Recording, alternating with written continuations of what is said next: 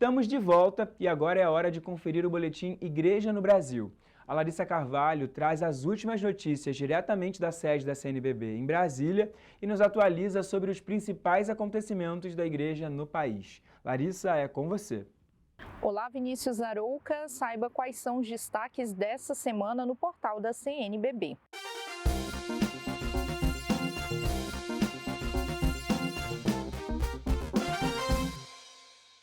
7 instituições assinaram nota conjunta, entre elas a CNBB, com o intuito de juntar as vozes no alerta à sociedade brasileira. O documento, publicado no dia 17 de agosto no jornal O Globo, expressa extrema preocupação diante da escalada da violência contra os povos indígenas verificada em boa parte dos estados brasileiros. Na nota, as instituições alegam que é impossível não notar a permanência de um clima de terra sem lei sobre diversas etnias, a exemplo dos recentes conflitos no Mato Grosso do Sul contra os Guarani Kaiowá. Pede-se ainda, em caráter de urgência, a manutenção da Força Nacional nos territórios em conflito, evitando desfechos sangrentos e dando assistência devida aos indígenas. A nota na íntegra está em nosso portal. E para ajudar as pessoas a entenderem a atuação da CNBB e das igrejas particulares no período eleitoral, a Assessoria de Relações Institucionais e Governamentais preparou um documento a partir das perguntas que chegam até a conferência sobre a visão que a igreja tem da política, suas expectativas e qual o nível de participação e também de engajamento nesse processo eleitoral. Outra dúvida apresentada com frequência à Conferência Episcopal é sobre a possibilidade de padres e bispos atuarem diretamente na política, seja na promoção de algum candidato, seja na própria candidatura, disputando alguma vaga em algum dos cargos públicos. O documento que está disponível em nosso portal está estruturado em 4 pontos. São eles a recomendação sobre a atuação de padres e bispos, a candidatura de membros do clero, o debate político dentro das igrejas católicas e o pedido de votos nas celebrações e sobre o apoio de padres e bispos a candidatos. Você pode saber mais em nosso site cnbb.org.br. As iniciativas da Igreja Católica diante das enchentes que atingiram o Rio Grande do Sul entre o final de abril e o início de maio deste ano foram reunidas numa publicação que está disponível para download. A revista Gente à Frente foi lançada pelo Regional Sul 3 da CNBB com um panorama das iniciativas desenvolvidas no âmbito eclesial, com destaque à destinação de 16 milhões de reais para ações de apoio aos atingidos.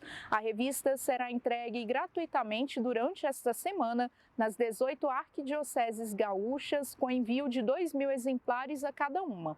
Para cada uma das outras 262 arquidioceses e prelazias do Brasil, serão enviadas 10 exemplares, também como forma de agradecimento e prestação de contas. E para continuar acompanhando as notícias da CNBB, é só acessar o nosso site ou então as nossas redes sociais. Eu fico por aqui, até a próxima!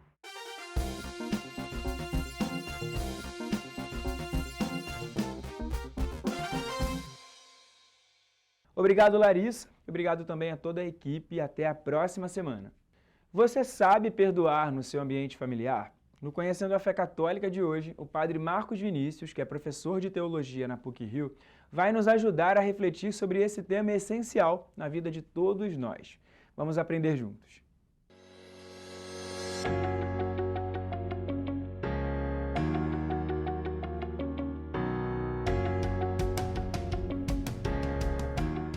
Olá, meus queridos irmãos e amigos do programa Conhecendo a Fé Católica.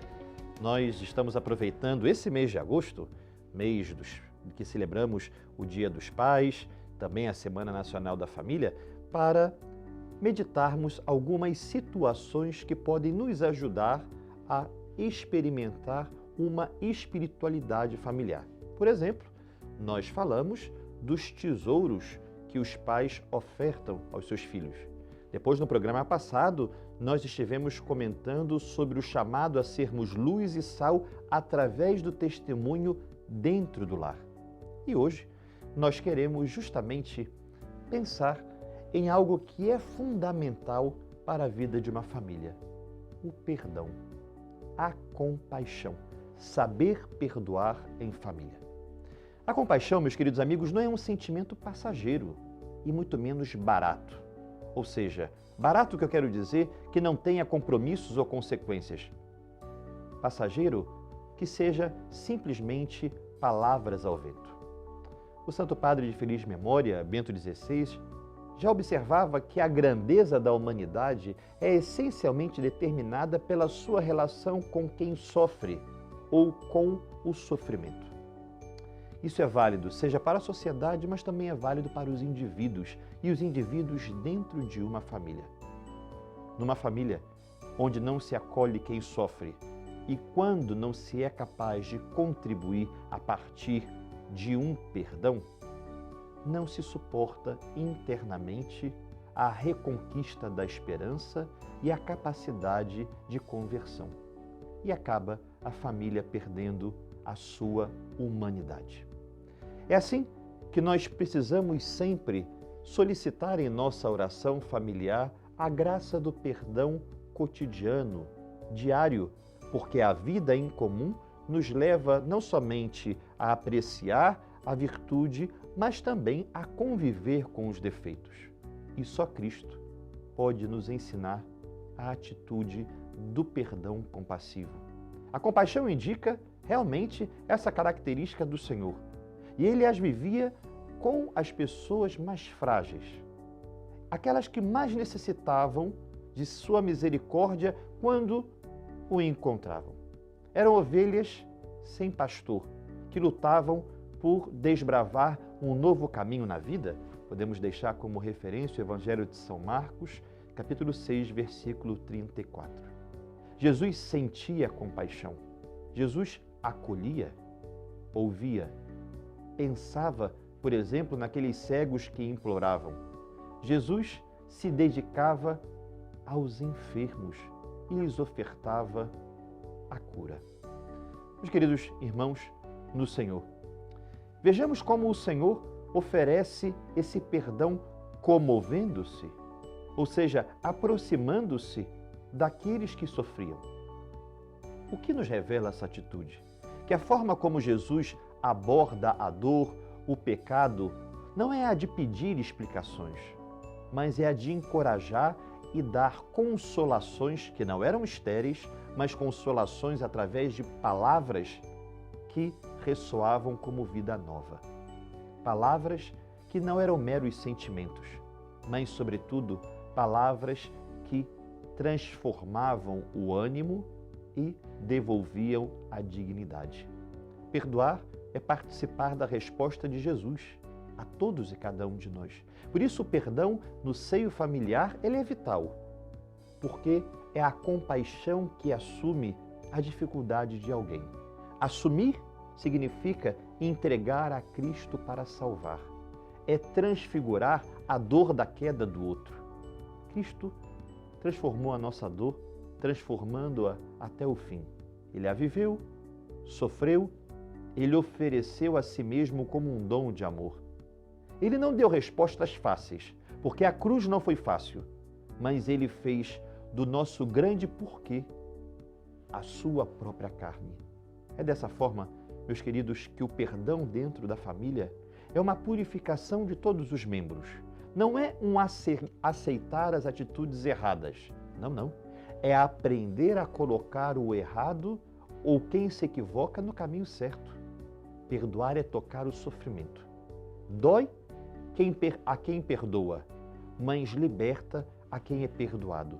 E quando perdoamos, a serenidade, a mansidão, a proximidade das mãos de Deus tocam a nossa vida não como teoria, mas como uma realidade clara e direta, porque acontece uma ressurreição dentro da própria família.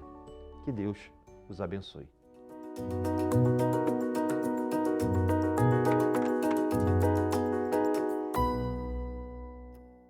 E você também pode sugerir temas para o nosso quadro. É fácil participar.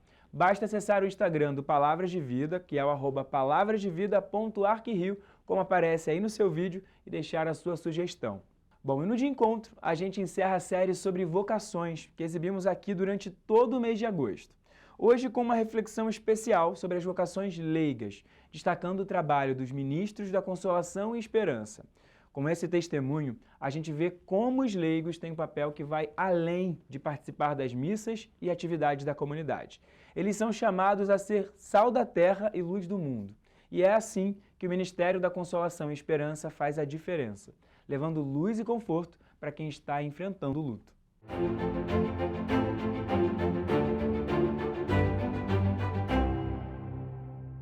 O Ministério da Consolação e Esperança é uma presença constante da Igreja Católica, nos cemitérios, nas salas de velórios e capelas mortuárias.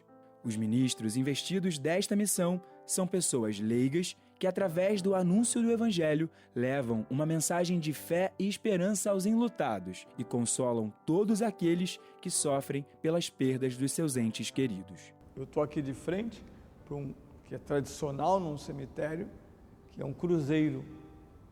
O cruzeiro é o centro físico, ele está no centro do cemitério, dizendo: venham a mim, vós que estáis cansados, oprimidos, e eu vos darei consolo e descanso. Isso tem um rosto humano, é a igreja. A igreja designa padres e diáconos, ordinariamente como ministros da consolação, das exéquias. A oração vai ser o modo pelo qual nós vamos nos despedir da vida mortal. O ministro, que significa? Alguém dedicado permanentemente àquele serviço. O ministro não é o cara que lê de vez em quando na missa, é um cara que a igreja designou, é um cara que a igreja preparou, é um cara que a igreja vai instituir, porque ele é fixo, e com isso ele tem os dons necessários para agir no cemitério. E todo mundo que está me ouvindo sabe como foi bom chegar naquele dia tão triste, naquele dia que você vai enterrar alguém que você jamais gostaria de enterrar, e alguém foi lá e levantou uma prece aos céus. Porque a esperança é isso. Olhe para Deus, você está acima da morte. Este é um apostolado cada vez mais importante, especialmente no contexto da cultura de violência e morte em nossa cidade e também no mundo. A consolação e o anúncio da esperança cristã humanizam a dor e revelam a força da compaixão como um instrumento de conversão e evangelização. Então a igreja dignifica o óbito humano. Por isso a igreja cuidadosamente prepara homens e mulheres para estarem nos cemitérios de plantão por tua causa. O Ministério da Consolação e Esperança é a voz da esperança nos ambientes de desespero. Não somente uma voz que destaca a saudade por aqueles que se foram, mas um canto cheio de esperança e consolação na vida eterna que nos aguarda. Eu costumo dizer que eu fui escolhido para que pudesse fazer parte deste ministério. E o que me motivou, eu posso dizer que muitas das vezes eu perguntei isso para Deus, o porquê que eu estava nesse ministério. E aí foi passando o tempo, foi passando, e em 2021 eu passei por uma experiência de entregar um filho para Deus. Olha, é um grande amor, né? O estar, né, aos domingos, que o meu plantão é o quarto domingo à tarde no cemitério de Irajá. Então, no meu plantão, eu consolando, eu recebo consolo. Então, todas as vezes que eu estou no meu plantão, que estou para poder consolar os familiares, eu também recebo o meu consolo. Por isso, precisamos de você.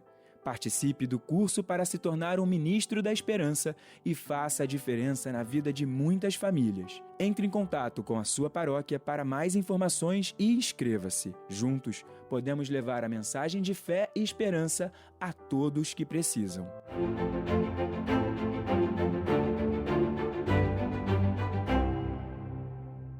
E chegou a hora do quadro informativo Geral na Rede.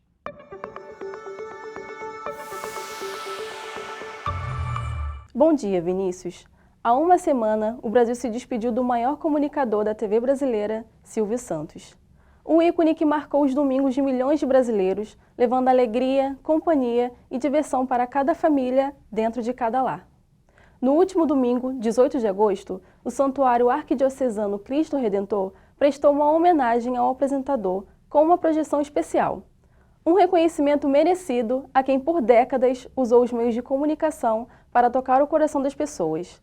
Afinal, o que é comunicar se não isto? Levar alegria, esperança e emoção a quem mais precisa.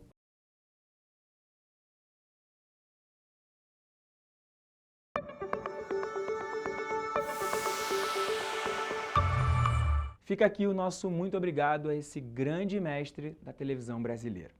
Bom, nós estamos chegando ao final de mais um bloco, mas não saia daí, porque a gente volta já já com muita música boa e a mensagem semanal especial enviada pelo arcebispo do Rio, cardeal Orani João Tempesta. Eu espero você!